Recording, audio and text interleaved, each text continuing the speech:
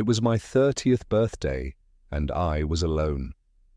A single slice of cake sat on the table store, brought no candles, no laughter. My phone buzzed, and for a split second hope flickered.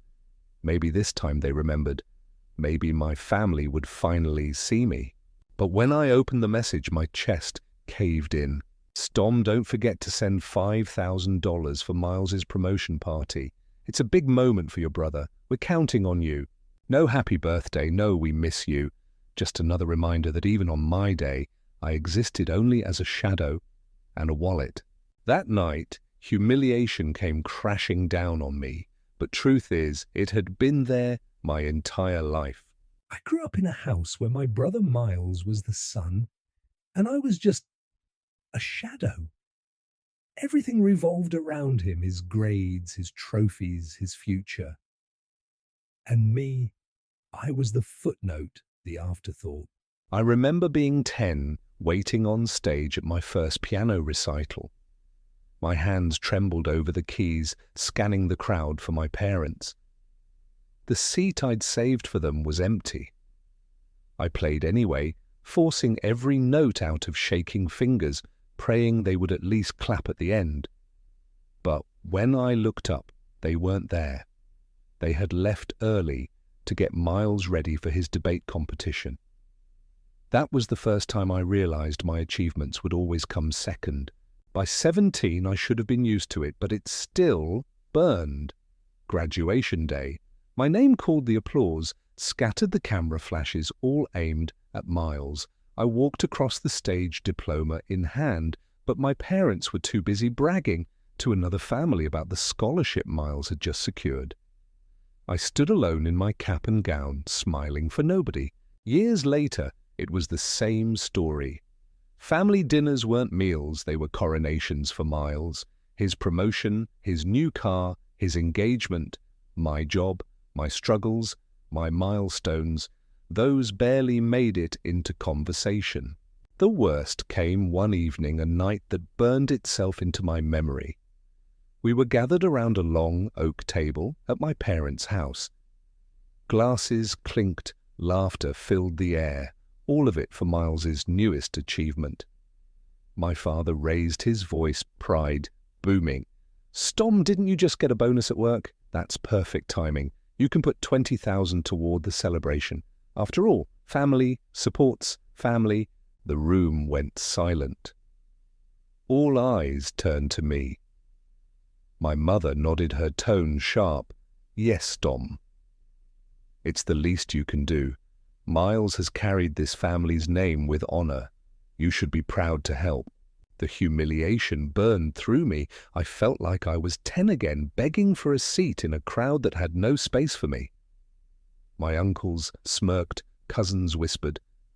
My brother sat tall in his chair, basking in the praise, not once telling them to stop. My chest tightened. I wanted to disappear. For years I had swallowed my pride, told myself that keeping peace mattered more than my dignity. But something broke that night. I pushed back my chair, my voice shaking, but loud enough to silence the room. "No, I won't give you a cent." The air froze. Forks stopped halfway to mouths. My father's eyes narrowed. My mother's face twisted in disbelief. Miles shifted uncomfortably, but said nothing.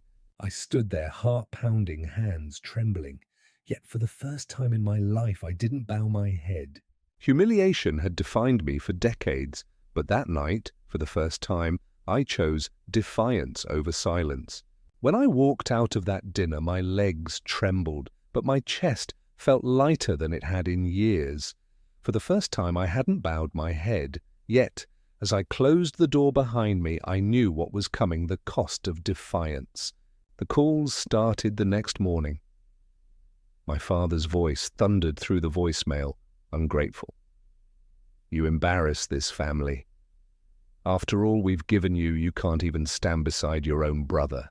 Then my mother's softer tone, dripping with guilt. "Stom, you've broken my heart. Families don't turn their backs like this. Call us back before it's too late." I stared at the phone, my thumb hovering over the screen, but I didn't answer. For once, silence was my weapon. The separation wasn't loud, it was quiet, suffocating. I muted the family group chat where cousins and aunts filled the thread with congratulations for Miles. No one noticed my silence. No one asked why I hadn't replied. I was invisible, and maybe I always had been. Nights were the hardest. I'd sit alone in my apartment wondering if I'd gone too far. Was I cruel for refusing? Was I betraying the people who raised me? Guilt gnawed at me like termites eating through old wood. But then I'd remember the look on my father's face, the expectation in my mother's voice, the smirks of my uncles. I'd remember the way my brother just sat there basking in the glory, never once standing up for me. And the guilt would turn into anger. Days passed. The calls slowed, but the messages didn't. My mother sent long texts reminding me of childhood moments when she sacrificed everything. My father sent short, sharp ones. Grow up, be a man, take responsibility. And then finally, my brother Miles himself. Don't make this harder than it needs to be. Just help with the party. You know they'll never forgive you otherwise. That was when I knew forgiveness was never theirs to give because they had never seen me in the first place. I stopped answering altogether. I blocked numbers. I told myself I didn't care if they thought I was selfish. Maybe I was. But selfishness felt like freedom compared to the prison of being a shadow. Still, separation comes with a price. The next family event came and went without an invitation. Photos appeared online, Miles cutting into a massive cake, my parents beaming at his side, relatives clapping. I wasn't in a single frame. Not forgotten. Just erased. It hurt like hell, but it was also the beginning of something else. For the first time in my life, I was choosing myself, even if it meant walking alone. And I knew this was only the start. The real fall was still waiting for me. After the separation, I told myself I was finally free. Free from the shadow, free from the endless humiliation, free from being the forgotten son. But freedom can be a cruel thing. It can strip away not just the chains, but the ground beneath your feet. At first, I convinced myself I was strong. I worked late at the firm, signed up for projects no one else wanted, told myself I didn't need their approval. When colleagues asked about my family, I laughed it off, said I was too busy to see them. But the truth gnawed at me in quiet hours. I wasn't busy, I was alone. The retaliation came fast. My father showed up at my office one afternoon, his presence filling the room like a storm cloud. He leaned over my desk, his voice low but venomous. "You think you can walk away from us, from your own brother? You're nothing without this family. Stom, nothing." I wanted to fight back, to tell him he was wrong, but the words stuck in my throat. My boss, a man who respected image above all else, watched from the doorway. From that moment, the air around me at work grew colder. I was no longer the promising employee. I was the troubled one, the man with family drama spilling into the office. Then came the whispers. My brother Miles, ever the golden child, had a way of turning stories in his favor. At social gatherings, he'd casually mention, "Stom's been struggling, you know. He's different now, not sure what happened to him." People nodded sympathetically, clucking their tongues, never once asking me for the truth. Friends drifted. Not because they didn't care, but because I pushed them away. Every invitation I declined, every text I left unanswered. I told myself they wouldn't understand, that they were better off without my bitterness staining their joy. The truth was, I couldn't bear to sit at their tables and watch them live the life I never had, surrounded by people who actually saw them. Nights became unbearable. I'd sit in my apartment staring at the walls, replaying every moment of being overlooked. The piano recital, the graduation stage, the dinner table where I was asked to sacrifice once again. My mind was a cruel theatre, looping humiliation on repeat. I turned to the bottle. At first, It was one drink to help me sleep. Then it was 2, then 3, until the amber liquid was the only thing keeping the silence from crushing me. The more I drank, the more the voices in my head grew louder. You'll never be enough. You were never meant to shine. You're just a shadow. The spiral was quick and merciless. I stopped showing up to work on time. My project slipped. My boss pulled me aside. His tone clipped. Get it together, Stom. You're wasting potential. I nodded, promised I'd do better, but the next day I was back at the bar, drowning in promises I couldn't keep. Bills piled up. The landlord slipped notices under my door. I sold off things piece by piece: the guitar I once played in college, the suit I wore to job interviews, even the watch my grandfather had given me. Each sale was another reminder I was unraveling thread by thread. Loneliness became a living thing, a shadow that followed me even in sleep. I'd wake at 3 a.m., heart pounding, drenched in sweat, reaching for a phone that never rang. Sometimes I scrolled through family photos online, miles, surrounded by relatives, my parents glowing with pride. I zoomed in, searching for even a hint of my name in the captions. Nothing. I wasn't just excluded, I had been erased. The lowest point came one winter night. The power had gone out in my apartment because I couldn't pay the bill. I sat in the dark, a half-empty bottle beside me, candles flickering weakly. On the table lay a letter from my bank, overdrawn again. Next to it a photo from years ago. I was 12, holding a small science fair ribbon, my smile wide, my eyes searching the crowd. No one had been there to cheer me on. I stared at that photo until the edges blurred with tears. The thought crept in, slow but steady, maybe this was it. Maybe my family was right all along. Maybe I was nothing. My eyes drifted to the drawer where I kept the pills I'd been prescribed months before for anxiety. For a moment the temptation was overwhelming. Silence seemed like mercy. But as my hand shook, reaching, something else caught my eye, the old wooden box on my shelf. A gift I'd made in high school, carved with care, varnished until it shone. It was meant for my mother, but she had barely looked at it. I had kept it all these years, buried under dust. I opened it, and inside, tucked away, was a note I'd scribbled to myself when I was 16. One day I'll matter. One day I'll be seen. The words hit me like a hammer to the chest. I collapsed on the floor, sobbing, clutching the box as if it could hold me together. That night I didn't end it, but I also didn't rise. I stayed in that limbo, half alive, half gone. The downfall was complete. I had lost my family, my friends, my job, my pride. I was a ghost, haunting the life I should have lived. And yet, in the ashes of my collapse, a spark waited. A knock on the door. A voice I hadn't heard in years. The one person who had every reason to forget me, but chose instead to reach out. My brother, no, my parents, not them either.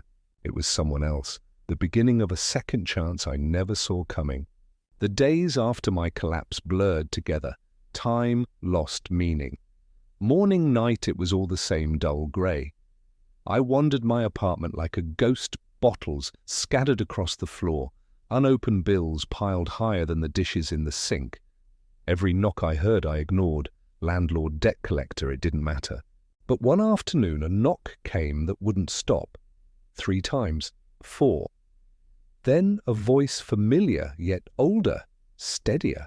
"Stom, it's Mrs. Bennet. Open the door, dear." For a moment I froze. Mrs. Bennet had been our neighbour for as long as I could remember. She was the kind of woman who baked pies for holidays and remembered every child's birthday on the block, even mine back when my parents didn't. When I was little, I used to mow her lawn for pocket money and she'd sneak me cookies when my father wasn't looking. I opened the door, shame washing over me. She stood there, her silver hair tucked under a scarf, eyes sharp but kind. She glanced past me into the mess of my apartment and sighed. Good Lord, Stom, what have you done to yourself? I wanted to shut the door, hide the wreck I'd become, but something in her gaze wouldn't let me. She stepped inside without waiting, wrinkling her nose at the stench of whiskey and dust. This place looks worse than my attic. Sit down, boy. I sat like a child again while she moved around my kitchen, opening windows, tossing bottles into the trash with surprising strength for someone her age. Finally, she placed a steaming bowl of stew in front of me. She must have carried it over. Eat, she ordered. The first spoonful nearly broke me. Warmth spread through my chest, and suddenly I was weeping into the bowl. They don't care about me, I choked out. I gave them everything, and I'm still nothing. Mrs. Bennet sat across from me, her hands folded, her eyes soft. Families can be blind, Stom. Sometimes they don't see what's right in front of them. But listen to me. Your worth isn't theirs to decide. I shook my head, but they made me believe it. Every time they forgot me, every time they put him first, it carved me hollow. Maybe they were right. She leaned forward, her voice firm now. No, dear. You've been measuring yourself by a broken ruler. You think love only counts if it comes from them. But love is bigger than blood. You can choose who you call family. Her words struck like lightning. Love is bigger than blood. I wanted to argue, to say it wasn't that simple, but then she reached into her bag and pulled out an old photograph. It was me, years ago, grinning awkwardly at her porch after mowing her lawn, a cookie in my hand. She'd kept it all these years. You mattered, then, she said. You matter now. You don't need their applause to prove it. Something cracked inside me, not the old fracture of humiliation, but the faintest glimmer of hope. The next week, Mrs. Bennet invited me over for dinner. At first, I resisted, ashamed of how far I'd fallen, but she insisted. When I arrived, her small house smelled of roasted chicken and fresh bread. At the table sat two of her friends from church, people I barely knew. They smiled, asked me questions, listened when I spoke. It was such a simple thing, but I felt something I hadn't in years. Seen, heard, present. After dinner, Mrs. Bennet walked me to the porch. You can keep punishing yourself for what they didn't give you, she said gently, or you can build something new. Buy a place of your own, make it yours. Fill it with people who care. Start again. Her words lingered for days. At first they sounded impossible. I could barely pay rent, let alone dream of a new place. But the thought burrowed in. A house, a fresh start, a place not haunted by their absence. So I did something reckless. I took the little savings I had left, combined it with what I could borrow, and bought a small cabin by the lake an hour outside town. It wasn't much, just 2 bedrooms, a sagging porch, and walls that needed more love than I thought I had to give. But it was mine, not my father's, not my brother's, mine. The first night I stepped inside, the air smelled of dust and cedar. The floors creaked under my boots, the roof leaked in places, but I didn't care.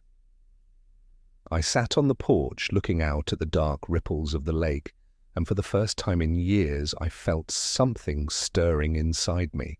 Not pride, not joy, but possibility. The next weekend I invited a few friends I hadn't seen in months, people I thought I'd lost. They came with toolboxes and paint cans, laughing as we worked to patch the place up. We grilled hot dogs on the porch, drank cheap beer, and told stories until midnight. At one point, one of them clapped me on the shoulder and said, "Feels good to see you smile again, man. We missed you." I didn't know how to answer. My throat was too tight. But inside I felt it, that spark Mrs. Bennet had lit. Maybe I didn't need to keep begging for a seat at a table that had no place for me. Maybe I could build my own table. And maybe people would come. The cabin by the lake was falling apart, but so was I. In a way, we were perfect for each other. Broken things understand each other's silence. The first morning I woke up there, the air was crisp filled with the smell of pine and damp earth. Sunlight slipped through the gaps in the blinds, falling across peeling paint and warped floorboards. Most people would have seen a mess, a money pit. But I saw a challenge. For the first time in years, I wanted to fix something. I started small. A loose board on the porch, a window that wouldn't shut right. My hands were shaky at first, unused to holding tools for anything but survival. But as I hammered nails, sanded edges, brushed paint across old wood, something inside me stirred. It was like rediscovering a language I'd forgotten, one that didn't need words. Word got around. Friends came out on weekends to help. They brought drills, saws, and laughter I hadn't heard in far too long. We worked all day, then sat by the fire pit at night, beer bottles clinking, stories spilling into the dark. For the first time, I wasn't the shadow in the corner. I was at the center of something real. Mrs. Bennet visited often, carrying pies and advice. She'd shake her head at my uneven paint strokes, then smile anyway. "Doesn't have to be perfect," she said. "Just has to be yours." Weeks bled into months, and slowly the cabin transformed. The porch sagged less. The walls gleamed with fresh paint. I built shelves with my own hands, lined them with books I hadn't opened in years. My friends left little pieces of themselves, an old chair, a rug, a framed photo. The cabin stopped feeling empty. It began to feel alive. But rebuilding wasn't just about wood and nails. It was about me. For years, I'd let humiliation define me. Every failure, every oversight, every time I was asked to sacrifice for miles, it carved me into something smaller. But here by the lake, I started carving back. I made rules for myself. No bottles in the house. If I was tempted, I'd pick up a hammer instead. No answering calls from people who only remembered me when they needed something. Instead, I'd answer the door to friends who showed up with nothing but time. I kept a journal, scribbling late at night by the fire. At first it was messy, anger poured out in ink, bitterness I hadn't let myself admit. But slowly the words shifted. One page read, "Today I built a table. It's crooked, but it held dinner. And that's enough." One day, as autumn settled in, I decided to host something I never thought I would again, a birthday party. Not for anyone else. For me. The idea terrified me. What if no one came? What if I sat alone again, candles flickering in an empty room? But when the day came, they came too. Friends from work, neighbors, even Mrs. Bennet with her famous apple pie. We crowded into the cabin, the table I built, groaning under the weight of food. Laughter bounced off the walls, warmth filled every corner. When someone brought out a cake, homemade, uneven but beautiful, I nearly broke down. They sang off key but loud, their voices wrapping around me like a blanket I never knew I needed. I closed my eyes, took a breath, and blew out the candles. For the first time, the wish wasn't desperate. It wasn't, "Please let them see me." It was simple. "Let me keep this. Let me hold on to the people who choose me." After everyone left, I stood on the porch, the lake reflecting the moonlight. I thought about my family, the ones who never showed up, who never clapped, who only saw me as a wallet or a shadow. For the first time, the ache was still there. But it didn't own me. The cabin was proof.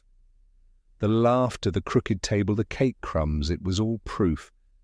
I could build something that lasted, not because they gave it to me, but because I chose it for myself. That night, I realized rebuilding wasn't about erasing the ruins. It was about using them as the foundation for something new. Every scar, every humiliation, every lonely night, it was wood and nails. Painful, heavy, but strong enough to hold. And maybe strong enough to carry me toward healing. The lake house had become my refuge, my proof that broken things could still be rebuilt. But I knew, deep down, I was only halfway there. I had built walls strong enough to keep out the pain, but also strong enough to keep out the truth. And the truth was this: I couldn't heal completely while the ghosts of my family still haunted me. The invitation came in the form of a phone call I almost ignored. It was Miles. His voice was quieter than I remembered, less triumphant, more human. "Stom," he said, pausing as if the word itself was heavy. "Can we talk? Mum and Dad want you to come over." I nearly hung up.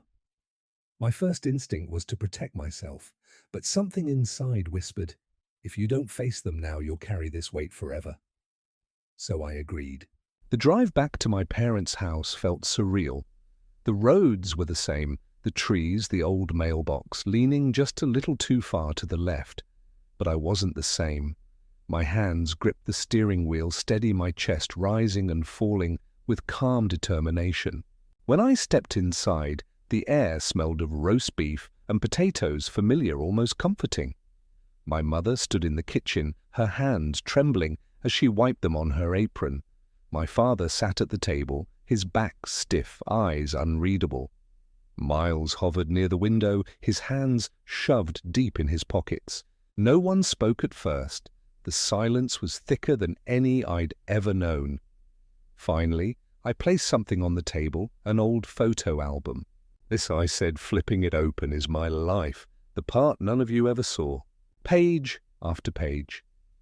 Me at 10, standing on stage at the piano recital, an empty chair in the front row. Me at 17, cap and gown, smiling alone, while other graduates stood with families. Me at work, events, birthdays, small victories, all moments where their faces were absent. My mother gasped softly, covering her mouth. My father shifted, his jaw tightening. Miles stepped closer, peering at the images like he was seeing them for the first time.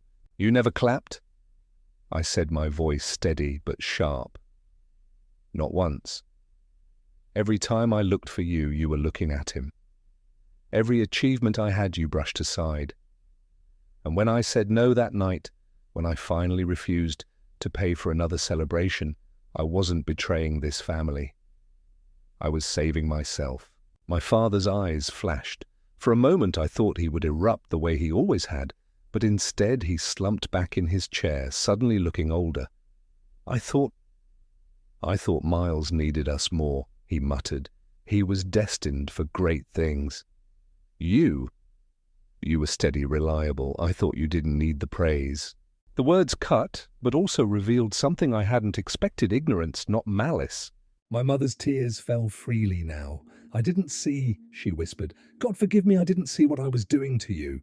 Then Miles spoke, his voice shaking. "Stom, I knew I was the favorite. I didn't ask for it, but I didn't stop it either. I let them put me on a pedestal while you were ignored. I'm sorry. For years I had imagined this moment, thought it would feel like victory, like revenge. But standing there, watching my family unravel in front of me, all I felt was exhaustion. I dropped into a chair, my head in my hands. "I don't need your guilt," I said quietly. "I just need you to understand what it did to me. I nearly destroyed myself trying to earn love that should have been given freely." Silence followed, heavy but not suffocating this time, more like the pause before a storm breaks. My mother reached for my hand, tentative. "What can we do now?" I looked at her, at my father, at Miles. Their faces worn regret, written in every line. "You can start by seeing me. Not as his shadow, not as the wallet, just as me. I don't need perfection. I just need honesty." For the first time in decades, my father nodded without argument. My mother squeezed my hand, her tears soaking into my skin.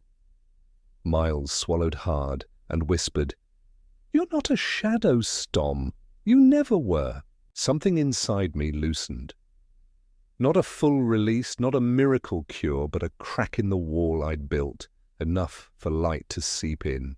That night, we ate together. Not in celebration of Miles, not in judgment of me. Just a family sharing a meal, tentative but real. My heart ached with both pain and relief. Healing wasn't about erasing the past. It was about facing it, naming it, and choosing every day to do better. As I left, my father's voice followed me to the door, softer than I'd ever heard it. "Come back soon, son." The words weren't perfect. They weren't everything I had longed for, but they were enough. For the first time in years, I drove home, not with anger, but with the quiet beginnings of peace. A year later, the lake house looked nothing like the broken cabin I had first walked into. Fresh paint gleamed on the walls, the porch stood steady, and wildflowers lined the path to the door. But the biggest change wasn't the house. It was me. On the morning of my 31st birthday, I woke to the sound of laughter outside. Friends bustled around the porch, stringing lights, setting tables. Mrs. Bennet had already claimed the kitchen, filling the air with the smell of pies and roasted chicken.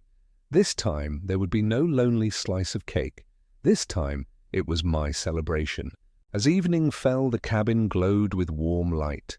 The long table I'd built with my own hands groaned under the weight of food and drink.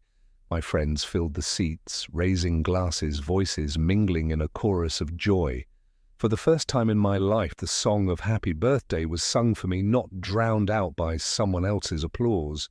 Then the door creaked open. The room went quiet as my mother stepped inside, clutching a small cake.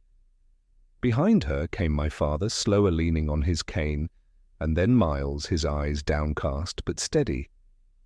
For a heartbeat, I couldn't breathe. "Happy birthday, Stom," my mother said, her voice trembling. She set the cake on the table, just one candle flickering softly. "This one's only for you." The silence broke into applause. My friends welcomed them, sliding chairs over, making room at the table. My father lowered himself into a seat, his gaze fixed on me. For once there was no judgment, no command, just presence. Miles clapped me on the shoulder, a quiet nod passing between us. I stared at the candle, the flame reflecting in my eyes. The boy I had been, the boy who sat alone at the piano recital, the teenager ignored on graduation day, the man humiliated at the dinner table, he was still inside me. But he wasn't alone anymore. I took a deep breath, closed my eyes, and made a wish. Not a desperate plea this time, just a simple truth: I belong. When I blew out the candle, the room erupted in cheers. My mother leaned over, kissing my cheek, whispering, "I see you now." My father raised his glass, his voice steady, to my son. Tears blurred my vision, but for once they weren't born of pain. They were the kind that washed old wounds clean. The night stretched on with laughter stories and the clatter of plates. Under the glow of string lights and stars above the lake, I realized something I never thought I would. I had a family again. Not perfect, not healed overnight, but present, trying. And that was enough. The reunion wasn't about going back to what was broken. It was about building something new, on the ruins, stronger, truer, more lasting.